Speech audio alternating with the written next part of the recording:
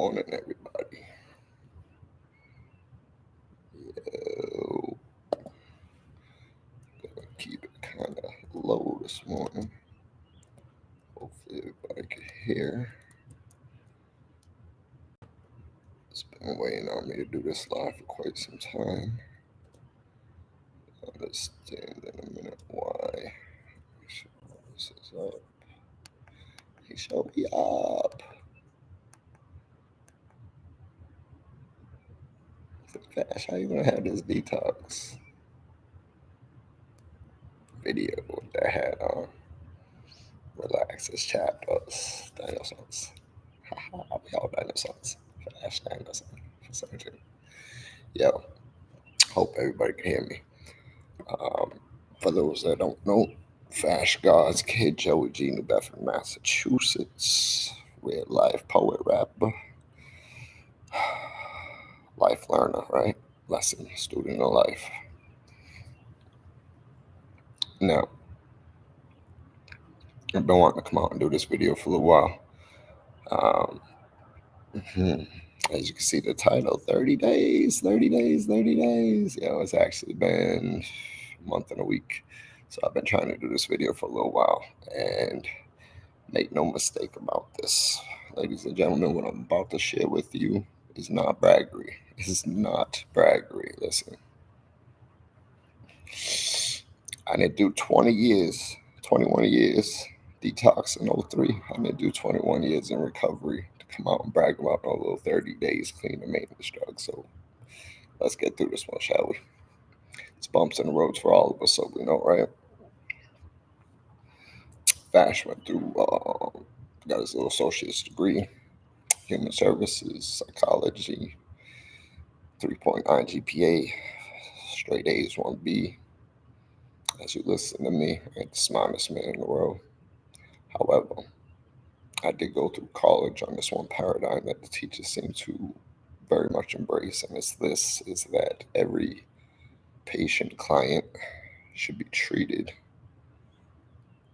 and treatment plan shall be as unique as one's fingerprint, as we're all different, right? So I want to come out here and share some of my experiences with y'all, just give some hope, because there's hope on the other side of maintenance drugs. Took a minute. One of those tripped and fell a couple of times, tried to get off, and it's just as hard. It's just as hard as a hard, just as hard as a hard, right? Sometimes a little bit. There's tricks to this we're going to teach, though. Get yourself a heating pad and some vitamins, lots of water, keep eating. Your stomach's going to play tricks on you. Anything your stomach says it's doing, do the opposite. I bet it feels better. Nah, for real, so let's jump into this. Just tell you a little bit about my story. I'm going to give you some little tips on how to get through some of these maintenance drugs. So, like I said, 30 days clean of the maintenance drugs, Suboxone. For anybody out there, with the film and all that crap, trying to come off some harder drugs, congratulations. You're doing the right thing. Keep on your plan, keep on your plan, keep on your plan until it is no longer your plan. Understand that. Keep on your plan until it is no longer your plan. It's very important. It's very important for us to not rush through some of our medications, as it may lead us into more sick-minded thoughts and more dangerous situations. So please keep this in mind. It's very important to explain this sometimes to some of your friends and family that may not understand these type of things. There's groups out there for them. They could go out there and talk about it, right? But all right. Not here to talk about any groups or anything like that. I ain't gonna hate on none of the halls. Been through the halls, and like I said, I was going through the halls in 02. That was a good episode. Okay, so let's go through this.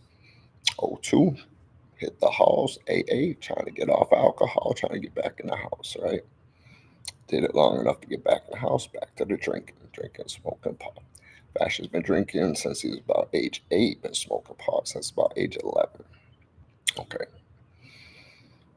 Started school early, graduated at 17. Joined the Marines at 17. Drank and smoked weed up until then. Had a couple, less than a handful of experiences with hard stuff. However, I will say this, there was one hard drug that was not introduced into Fash's life until post-prison, post-prison, right? So we're going to get into this. Fash was a civilian. Listen to all fascist songs. Y'all think Fash is out of his rocker. I am. But Fash is a believer. Fash believes everything for a reason. Here we are. All right, so Fash Marines had to give up the weed. So right there, went in on a drug waiver, actually.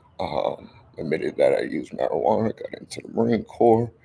Marine Corps accepted me, did 4 years without the weed. So that was, I guess, my first detox when stuff ain't around. I mean, is it really a detox? Fash was in prison where some of the stuff wasn't around. Cigarettes, that was the only successful time I've been with cigarettes is at Paris Island and in prison. Both places did not have it. So that was the only time I was very successful with it, right? Until they did have it. But we're not gonna war story here. All right, now, so seriously, obviously, I'm up with insomnia right now. I'm dealing through the stages of the withdrawals from maintenance drugs. Okay, so, but we're not going to lose our 22 years of sobriety just like that over a slip, a trip. You want to use more barbaric terms like relapse, like that's still out there. Like, listen, you don't lose all your recovery, you don't lose all your knowledge over a slip. If you do, that's a hard slip, But no, bring your confidence back up. Remember who you are. So back in, all right, so we hit the halls trying to get back into our household post-Marine Corps. All right, so after the Marine Corps, a lot of drinking in the Marine Corps, especially the first year. I did my first year in Okinawa after my trainings. Boot Camp, Paris Island, Camp Lejeune for engineer school. Combat engineer, 1371, blowing stuff up. That's what we do. All right. So now, fuse obstacles, right? So they used to have this thing. So horrible. Laugh at these things. So they used to have Alcohol Awareness Day once every year in the Marine Corps, and I swear the bars made the most money that night off us drunk ass Marines, because that's all we do is we'd sit there and we didn't even understand the stories that were hitting us, and these were from veterans and stuff and everything. Like, these were some touching stories, and we'd hear it. But being young Marines, that's all we'd be thinking. It's like, damn, I need to drink. Damn, I need to drink. Damn, I need to the whole thing. Like, damn, I need to. When I first hit the halls, I was talking about this the other day. When I first hit the halls, I was 21. So I just turned 21. So at 21, I'm hitting the halls of AA. And they're telling me I can never have a drink again. I'm like, damn, I just made age. I've been drinking since 8, but like first legally made age, and they're telling me I can't drink no more. But okay, accepted it for a little while. And I did start to realize, like, maybe I was a bit of a wild child. I mean, I've been called it my whole life, and then maybe it was about time I was trying to take myself a little bit more serious. I had a family in the world at house. I was a vice president of a very successful family company, recycling company. Just made it home from the Marines, like I said. Got out a sergeant, successful out the Marine Corps. Straight out the gate, I was first shooter out of boot. Like I said, combat engineer, made sergeant in 4 years. It's very hard to do.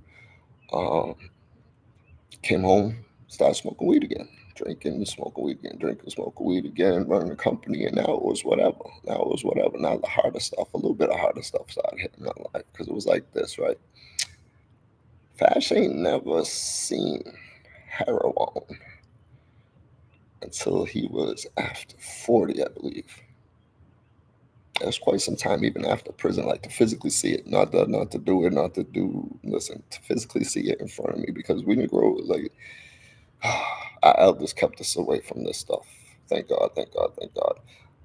When Fash hit his habit the hardest was post-accident. So I came out of the Marine Corps 2 years into running this company. I got into a car accident leaving a company Christmas party. We had a company Christmas party. We handed out bonuses to all our drivers. We ate, we drank, we had a good time at a Chinese restaurant. And we made the very misfortunate, tragic mistake of not getting like a limo or something to take us home, or a chauffeur to take us home. I made a horrible mistake of driving home that night. I made a horrible mistake of putting my keys in the ignition. And I know a lot of y'all been hearing me talk about my story lately. That's because there's a lot going on in Massachusetts right now with these reconstructions and all these reconstruction artists that's been up there screwing up these things for a long time. And I do believe some of these are in my minutes. So I do have to go collect my minutes and look over them. But however, I was in a car accident in which 5 reconstructions were all inconclusive by the Massachusetts State Police. Now, there was no protesters or nothing like that at the time. I did 20 years on the strength of 5 inconclusives. The jury went in for literally less than a half hour.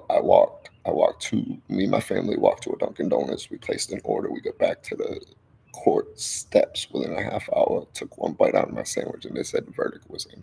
It was literally like a 20-minute verdict for a 20-year sentence. Horrible. Please think longer than that. Listen, not guilty. Remember these Nas words, not guilty, but listen, deliberate. All right, so we get in the accident, waited 2.5 years to go upstate, waiting trial. During this time, FASH was messed up. I flatlined twice at the accident. Side around here. On this side. All right. So a little bit deeper into the beard over here on this side. You can see a scar. FASH's shifter came off his Explorer from behind the wheel. So it's a shifter behind the wheel. You put in drive, reverse, spark, all that. Snapped off, went through my face, lodged into my brain. And I actually made it to the first hospital like this. They said I was conscious, and I don't remember a lot of this. A lot of this was told to me. So I made it to the first hospital conscious. Unfortunately, I was a knucklehead swinging at the doctors and nurses. I was panicking. I was a Marine. I was panicking. I didn't know what was going on with me. And my Uncle Bruce came in. They called some of my family in, but my Uncle Bruce had come in. He placed his hand on my shoulder, said, "Joey, relax." And they said, I hit the deck. I just hit the deck. And again, none of this is bragging. I went back months later to go apologize to the people. Years later, they still had pictures of that rod in my brain because this was at St. Luke's in New Bedford. They med flighted me to Boston, Brigham and Women's Hospital, where the neurosurgeons, God bless their hands, removed the rod from my brain. It was stuck in my brain.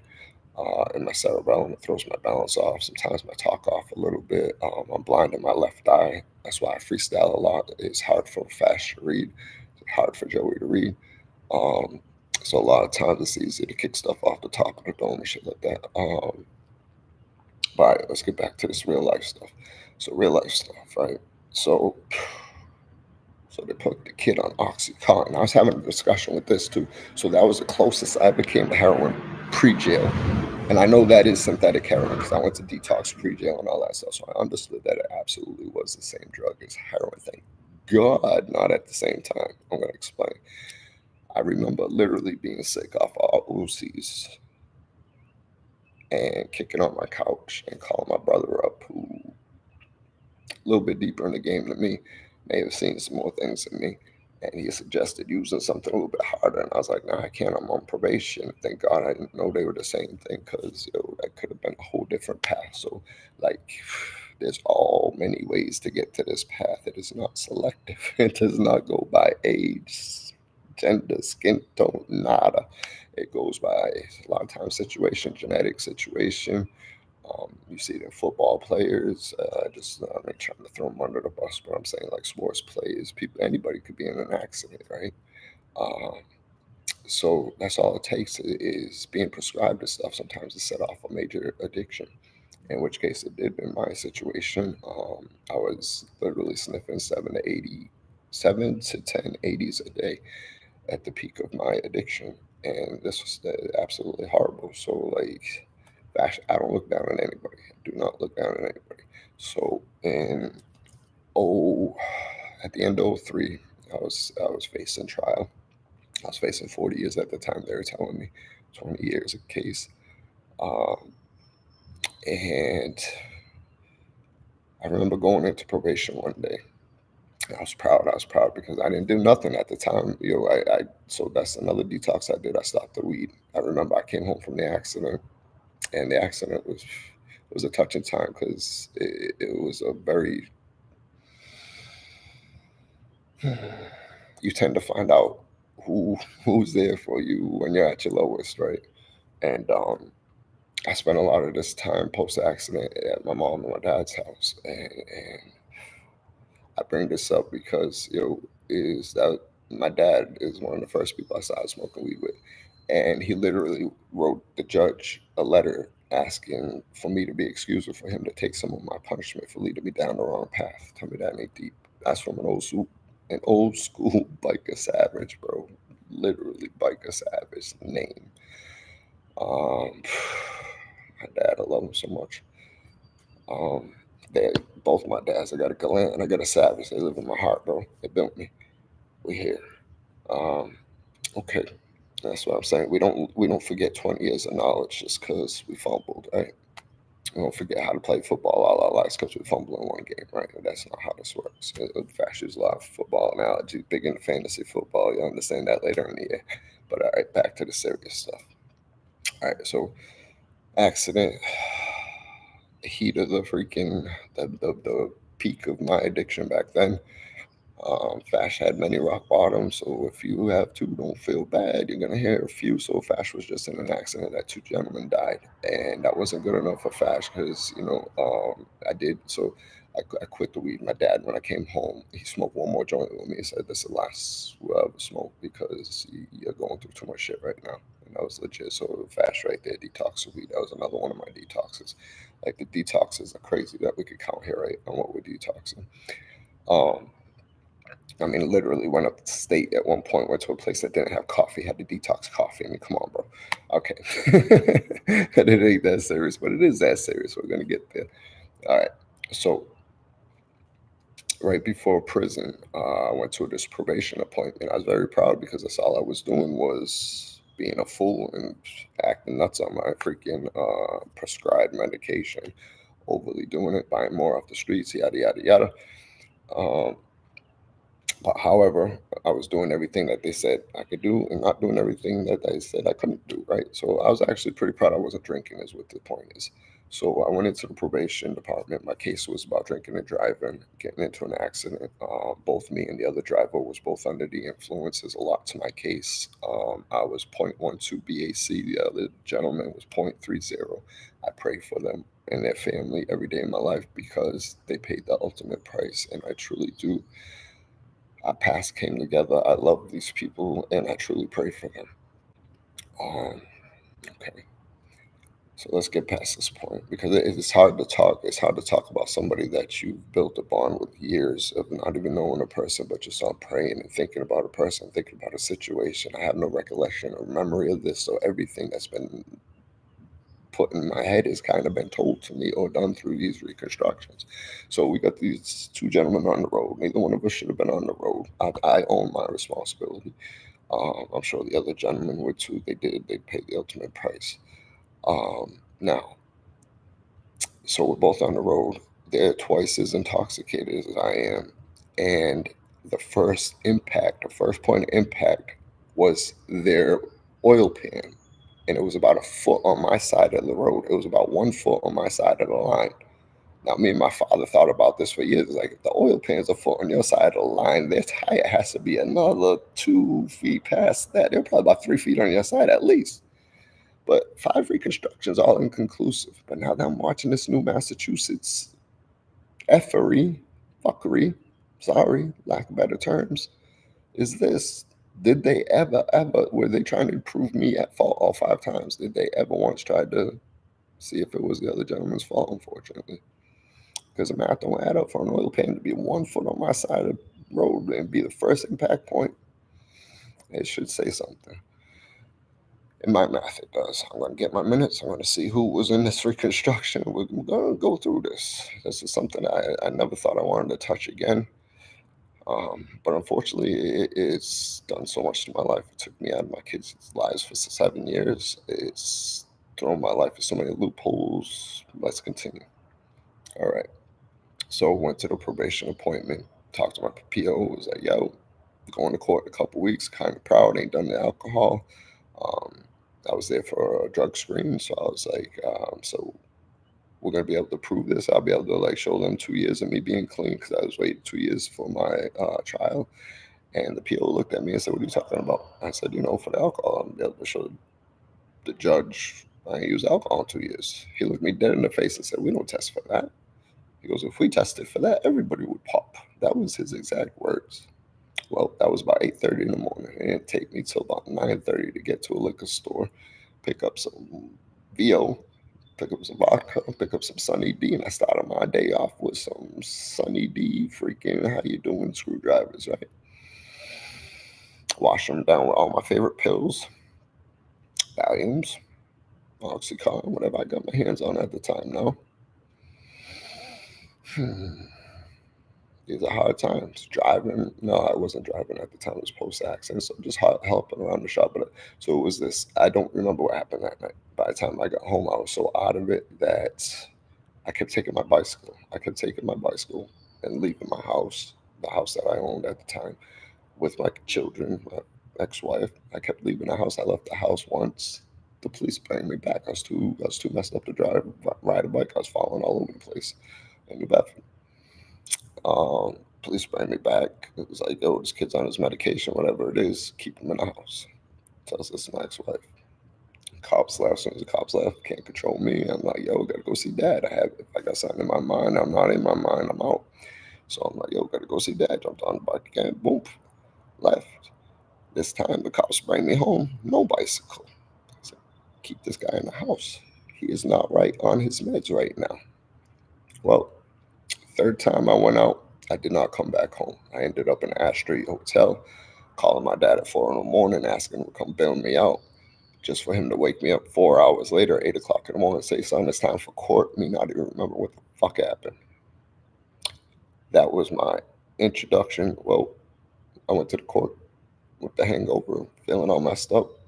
I was lucky and blessed enough that the cop didn't say anything about the alcohol, said something about the meds. Said I feel he was out of his meds, out of his mind on his meds. He kept mentioning meds. I was on prescribed the Oxycontin and whatnot. The judge said, okay, well, obviously you can't control your meds. As of this point forward, I make it illegal for you to take your meds. I forget how it was verbalized. I forget the semantics. So whatever the legal semantics were, I was ordered off my medication. At that point, I had to find my first detox. I went to PACA here in New Bedford, PAACA. Anybody in New Bedford, they're good with the housing and getting hooked up with some good recovery. From there, they sent me to the Veterans Hospital in Brockton, which became like my new oasis. Like finding sobriety, wherever you find sobriety. I noticed this in a couple different people I've talked to, wherever you find that true sobriety. Like I told you, I already been in the house a couple times. They didn't really touch. Think of some clever things. Yeah. I was too young to take it in. I wasn't ready to take it in just yet. By the time I hit Brockton, when I was looking for my true sobriety, and I had this amongst other sober people who try to look for sobriety and stuff like that, is that where the point where they find that true sobriety, that meeting, that group, that for me it was a whole hospital, the whole Brockton Hospital. I loved it. Is that it becomes like a peace of mind. It becomes maybe a stamp in our mind that's like our oasis, our epiphany, our awakening, like. So, and that's why it's so important, like, not to forget these times. For FASH, that was 20 years ago. So, again, we're going to talk a little closer story now in time. Thank you for anybody that made it this far. I know nobody's live with me right now, but hopefully, this video will get around and help some people. Because we'll see a story of a man that tripped up many times, but won't quit, right? Won't quit. We got this Marine in us. We got this Marine Sergeant that will not quit.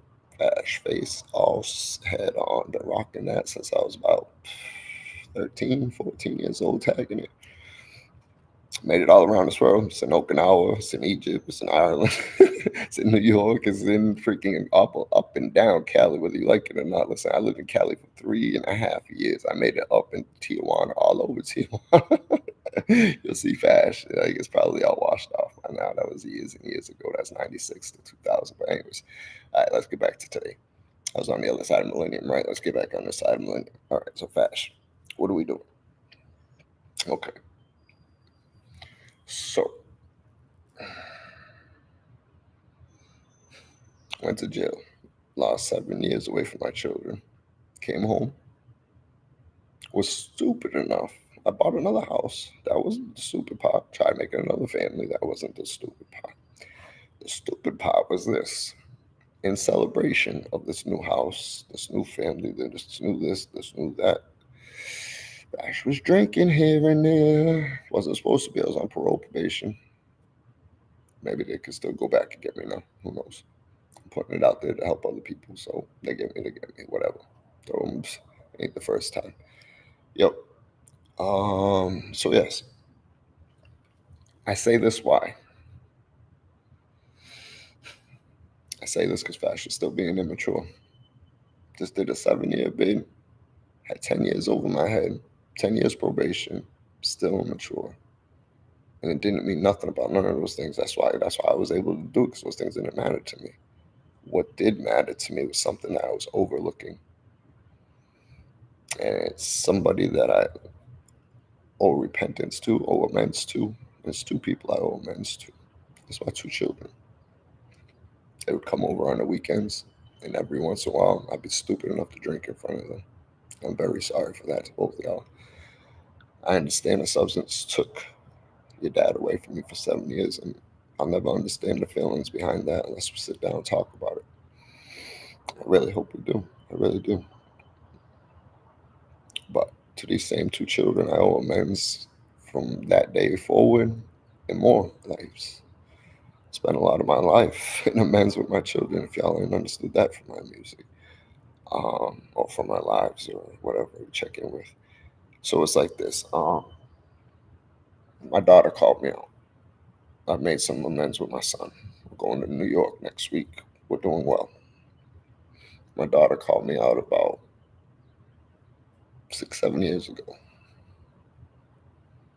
with some resonating words.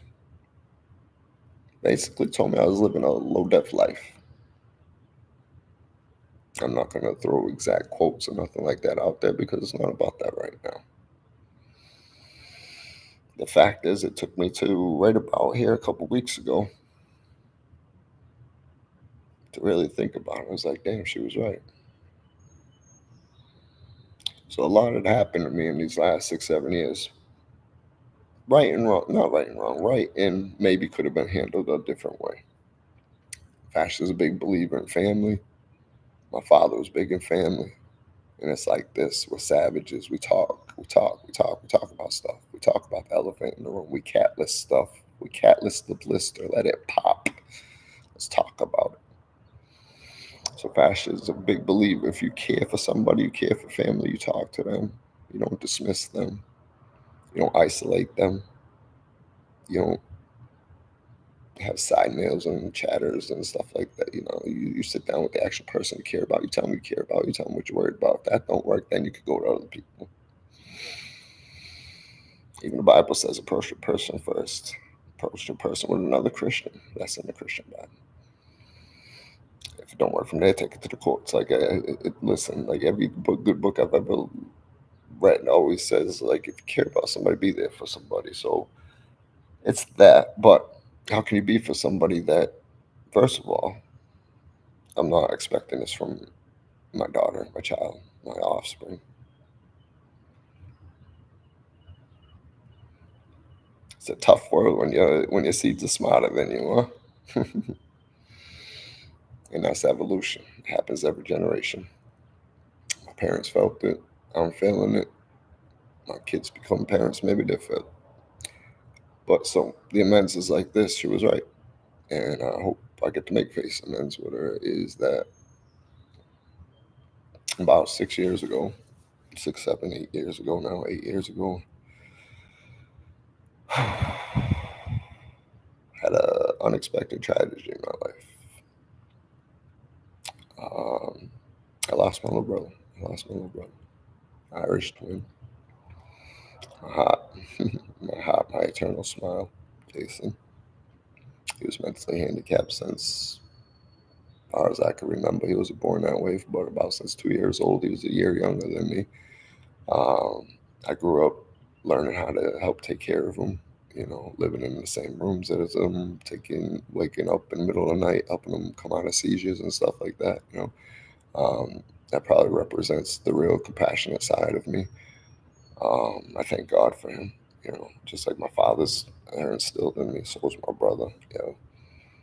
I thank God for all the people that's been put in my life. I really do, whether they're still here physically or whether they're inside me because they made me. Um, I really do thank God for that. So about 8 years ago, I so that house I was talking about, that house went underwater, like literally. So we had a house, decent house. I was re-engaged to a woman, 2 children, and one day a pipe burst in the second floor of this house, and it came out like a waterfall through the second floor into the first floor. It was bananas, nuts. Washed out like the whole damn house. By the time we opened this house up, it was an older house, so there was like what was it, $120,000 worth of code work just to be brought up to code. Never mind the actual work that needed to be done, just to bring all the old stuff up to code. $120,000. The insurance was willing to cover about 20 G's of that, so that house went down the drain. Unfortunately, fortunately, who knows? Thank God for his prayers. Is that particular family didn't, that's where that dissolved at. I got put in a situation. Me and that girl had ended our relationship, was coming to ends of our relationship. I let her use a house for a couple months that I was paying a mortgage on, because she had children, for her to reestablish her life. I went to go live with my mother for a couple months. And by the time that said period of time was over, the woman started playing games and putting orders on me. Orders are not showing up for court. Like, had somehow got 3 orders. I don't think Massachusetts courts are jokes, bro. 3 stay away orders. One of them, I was literally in a different town when they served me at like 10 o'clock at night. Like, the hell, bro? Like, how the hell am I even gonna? This person's way over there. I don't have a license. I ain't gonna walk over there. My son's with me. Like, what the freak y'all even talking about right now? And it was just like another reason to go to court and miss work. It was freaking bogus. And another couple weeks that person was able to steal my house. But anyway, so by doing that, and living with my mother, I lost the house. I couldn't pay a mortgage, another lifestyle. Lifestyle meaning getting back and forth to work. My mom went through a couple trainees at the time. My mom busted her ass to help me.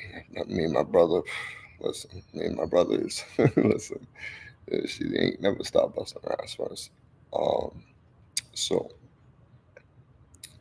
all right, let's get into these maintenance phase, right? So, had another encounter. I had a relapse, slip up, barbaric word, relapse. I don't like that. So, I don't like just saying slip ups either, because that kind of minimizes it, right? Makes it sound minute, right? It wasn't minute. I fell. I fell to morphine. I fell to morphine tablets. Um, During this time, I don't know what I thought about life. Like, everything that I just built up in life, again, post prison, I built a lot. I was working for a veteran's house. I was doing case management type work. I was loving it. Absolutely love that work. I love helping veterans. I love helping people. So, sorry, I'm a little lost and confused right now. So, um, fashion stuff for words right here. So, actually, fashion made a choice to leave the veterans as a worker, and that was kind of post my brother as well. So that was probably part of my downfall. And they were giving out medical marijuana licenses. This is before weed was legal, before marijuana was legal in Massachusetts. They were giving out medical marijuana cards, and you're allowed to have it if you were on parole. Now, weed has been in my life my whole life since I was 11 years old. Literally, my first CD handle was reefer. And a lot of people addressed me as such growing up. I was that wild child that always hung with the elders and had to prove everything, took every dare, all that kind of stuff. So, um, yeah. So, working at this veterans house, helping veterans, walked away from that to get kind of back to my roots, trying to find myself again, kind of deal. I felt like I couldn't be there to help others, so that was the reason for actually leaving. Not to mention I had lost 2 or 3 like uh, really good souls, really good veterans, to overdose, to the drug, to the insanity itself. Um, Within like the last 2 3 months there, one of them was very close to me. Where am I at? Can't even tell where I'm at. One of them was very close to me and might have put me on this mic path. Triumph, Triumf. Love that homie. Is Michael Johnson. To put out names and stuff like that, it's just I really love that homie. He was a KOTD. He was an MC. He was Army Intelligence. He was a beautiful soul. He is a beautiful soul. He helped build FASH as well. He's inside FASH as well. Not as deep as his family, so I don't want to overstep my boundaries there. But I really love the gentleman. You'll hear love come out of FASH's word a lot, mouth a lot. We deal in platonics here, right? So, all right. So we fell to the morphine. Now all of a sudden we finally heard of this thing called Suboxone. Suboxone. That wasn't around when Fash Detox from those OCs back in 03, 02 in that veteran place. They gave you like 3 or 4 days of Librium, and then after that, you just shook it out. You just shook it out. In the shower, shaking. Literally, that was some of my first raps.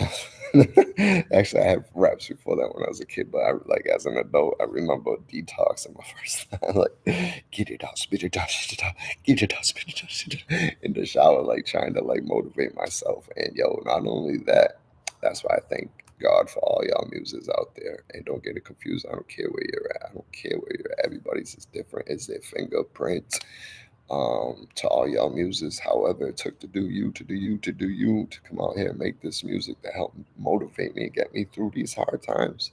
I absolutely appreciate you. All of you, full spectrum, full spectrum. All right, let's get back to this. All right, so the morphine tabs found out that there was this drug called Suboxone. There's somebody literally gave me this freaking little pill and said, yo, take a quarter of this, put it under your tongue, and the next day you will not feel sick. I was like, that don't even sound real to me right now. I've never heard of such a thing. That does not sound real to me. You're making this up. I'm going to be hurt tomorrow looking. I'm going to be upset, right? And sure enough, the next day came. Started the morphine, put that under, and that's why I don't knock it. Listen, choice of devils here, because you're gonna hear hope on the other side of this one. So to be prescribed something, and you could abuse any prescription. So it's all about where your mind's gonna be at on this anyway. So if you checked into this video, hopefully your mind's in a good place, because you can abuse anything. Right? Listen. So I'm going to tell you the reasons why I stayed on Suboxone. So everybody's different as their fingerprint. Listen, I'm going to tell you a couple reasons why I stayed on it for a little bit, and did come on and off of it.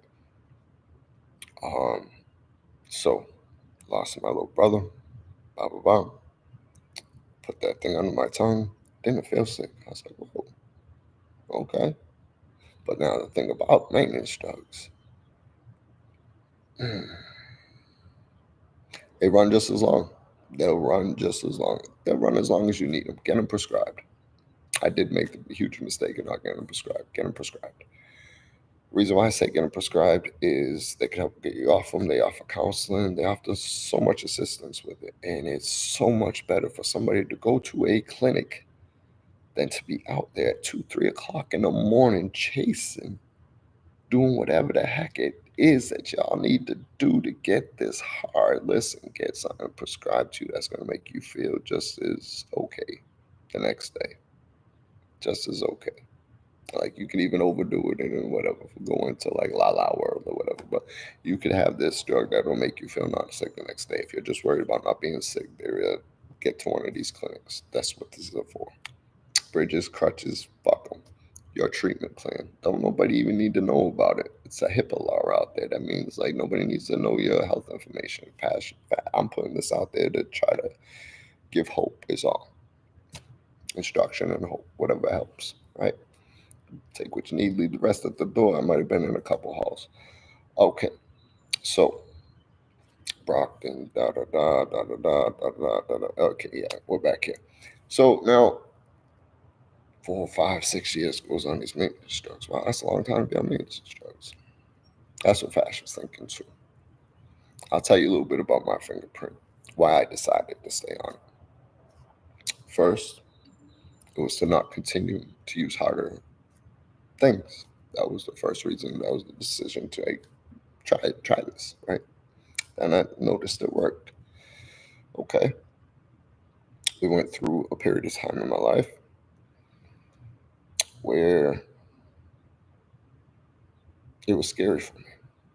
It was scary for me. I did use it as a crutch. This is Fash's crutch. Fash's fingerprint. Fingerprint is this. So first, I was let off probation early, right? That's a celebration. Celebration. Every other time Fash celebrating life, we fucked up. You heard about the Christmas party that landed me 7 years in jail. Celebrations do not fit well with Fash sometimes. I really got to stay grounded. That's why I really do ground myself. Is this, right? So got off probation. Had no more big brother over me. Could have did anything in the world that day, and I had a bad history of not doing the right thing at the right times, right? Got back on the Suboxone. Started using the Suboxone. Been using it for the last couple of years. So didn't have big brother over me. So I was kind of scared about maybe getting out there and dabbling a little bit. I didn't want to get out there and dabble. I knew this thing worked to keep me in line. One little tablet a day or whatever it is, and the sheet a day, not the sheet, it does eighth, right? A day, a little speck, and ain't got to worry about no crazy drug cravings and all that crap, right? So that period went by. Boom. We separated ourselves long enough from parole, that probation, that we could have came off of it. Next major thing in life, next major event in life, right? Big brother's no longer over on us. Now we get hit with a bag. We land our lawsuit. We get a successful settlement. We land the bag and still don't want to go out there and chase the hot drugs. Don't want to give that whole bag to a dealer. Like, don't want to get into any of my bad. No. So now a little bit of time's gone past. Fash has had the bag. Fash has held the bag. Fash has invested the bag. Fash has done good things with the bag. Fash looks at that bag for my children's future. That's got nothing to do with me. That bag's not even mine. That bag's future. That's for the kids. All right. I'm good. I'm good. Veterans take care of me. Disability take care of me. I'm good in a couple of different ways that bag's set there for the future for my children. And I want to make it grow. So now that the point being, now that I've removed some time from the excitement of getting the bag and the pressure of, hey, let's not go out there and feed a dealer, feed all my cravings and stuff like that. I kept that as like a big brother on me. You know what I mean? I kept it as my crutch for a little while to make sure that I couldn't go out there and use those harder drugs.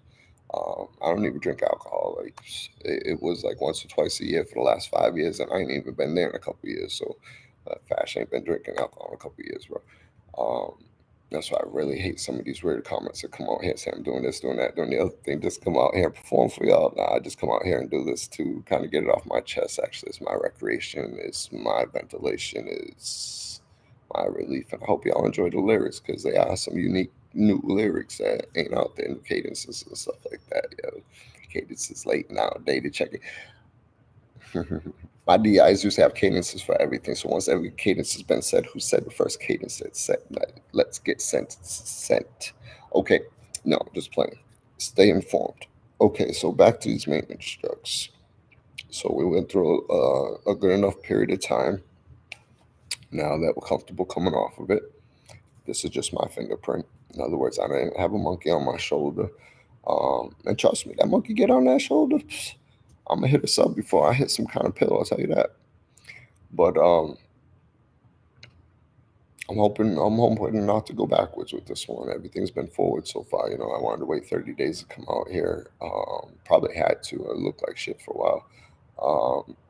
But all right. So to give some information on that, right? So it's like this. It's been the 23rd is my clean day. I'm using 23rd as my clean day because that's the last time I could actually. The day before is the actual last time I remember taking an eighth or so, but it wasn't even an eighth. So I'll tell you how I did it, right? So first thing, dosing down is important. This is why doing it with professional counselors and doing it with prescribed people is important. So make sure you consult your physicians, please. I'm just telling you what worked for me. This is not recommendations. Don't try this at home. If you end up stuck in a position, take what you need, leave the rest at the door. Right? Get yourself a heating pad. Yo, I have opened up a detox at halfway house. Everybody's getting a heating pad. Trust me, them shits work. All right, let's go. All right, so we're 5 weeks out, right? So I had gotten myself, I was up to maybe about a quarter of a film. That's about 2 milligrams, I think it is, um, a dose. And then at some point, I had got myself down to 1 milligram, which is about an eighth of a film. If anybody's seen them 8 milligram films, I was down to chopping those things up in 8 pieces, right? So ridiculous, wicked ridiculous, just to stay off a habit. That's all it takes, a little piece of nothing, right? But it does take that. It does take that. And don't knock anybody doing it because it's keeping them off worse stuff. Trust me, bro, because I needed it. I needed it. I needed it. I needed it. And now I don't. And so there's hope at the end, right? So let these people get through there. Let these people get through what they need to get through. Okay. Now, so I was down to an eighth. Did that for about 3 days, dosing down. And I said, screw it one day. I took one of those eighths. I chopped it up into 3 pieces. I said, this is my dose for the next 3 days. I did that. I felt like shit. Started feeling like shit. Started feeling the sweats, the clamminess, the aches, the pains, the belly, everything from your belly to your mean hurts. Your whole gastrological system hurts, and that's something that I'm going to talk about too in a second because it's very important. I believe is this. So we went through 3 days with that 1/8, and then after that, I said no more. I was already starting to feel the pain, so I was like, let's do this. Let's go full force pain. Let's get this. Let's get these sweats in. Let's get this right. Let my family know.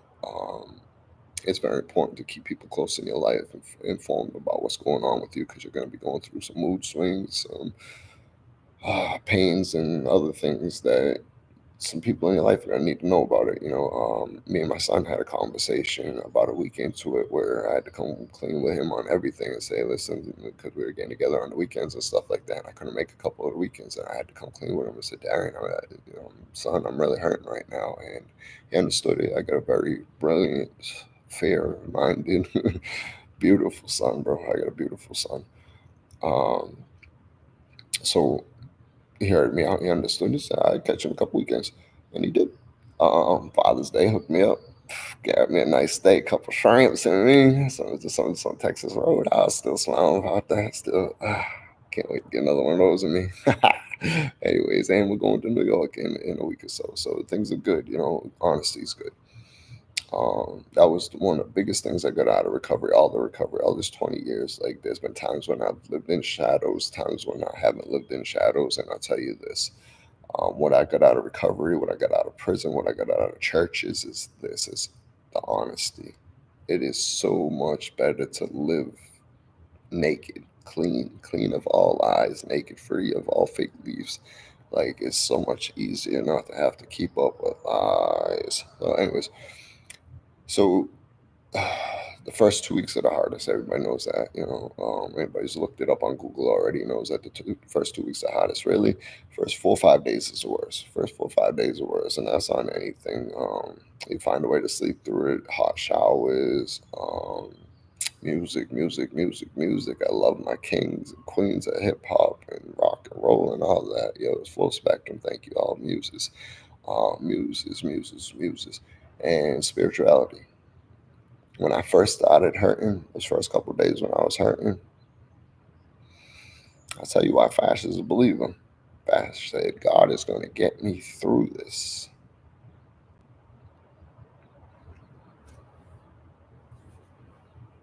We got 30 days, 37, 37, 37. Anybody watch Clerks?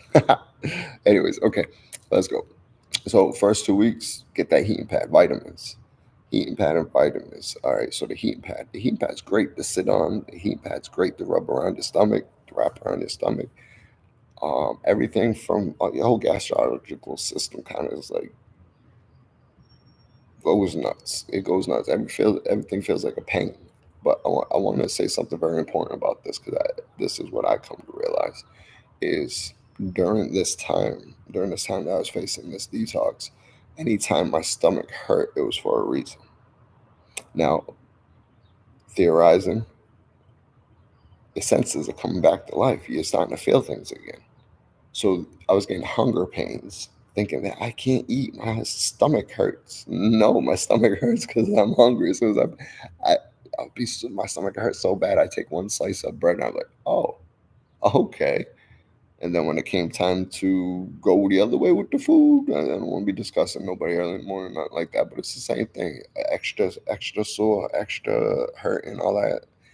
Go relieve yourself. Boom, feel better again. Go sit on a heating pad. Yo, I did this for the first 2 weeks, 3 weeks, 14 to 16 days, 18 days. I was probably feeling all right. I was out helping my son about day 20 or so. So yes, that's the story. Joey G coming off the Suboxone and been off of it for 37 days. Coming 30-day clean date on a 20-year freaking recovery, freaking benching. We don't lose our recovery. We don't lose our knowledge. We don't lose our intelligence. We could lose our minds sometimes, but it comes back to us like boomerang, right? Us addicts got them boomerang minds, right? Australian boomerang minds. But dig it. I dig it. I dig it. I dig it. I dig it. Listen, thank y'all so much for checking in. This has been a piece of my fingerprint. And I really hope for any of y'all counselors involved, I hope y'all gain something from this. And please, treat us all like our fingerprints in every situation. Human service workers. Love y'all. Be good. Peace.